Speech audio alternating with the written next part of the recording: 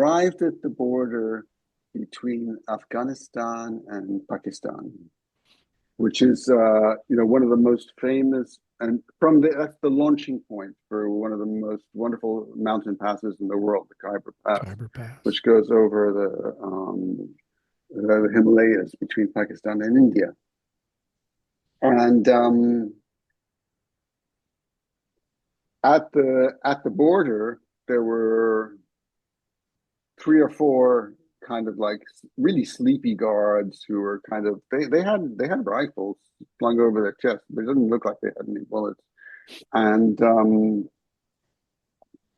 they wanted us to fill out forms, so they had scraps of sort of paper sort of printed that we could fill out that looked like they were falling apart, but we filled them out.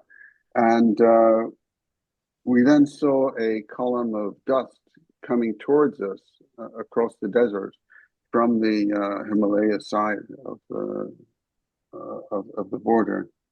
And eventually, we were all watching it because there was nothing else to do. I mean, we were just kind of in line for filling out these forms or else. And it turned out to be a Japanese guy on a motorcycle. Huh. He did not speak a word of English.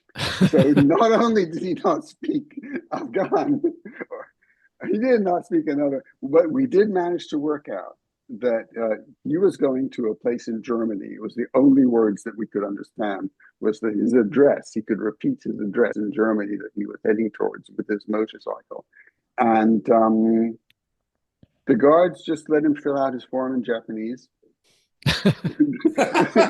I, in retrospect, I understand they were totally illiterate and they didn't know what is said on any of the forms. They were there to collect the sort of $3 or whatever it was to cross the border, and that was it. Apart from that, they just didn't care. You could write anything you wanted on those forms.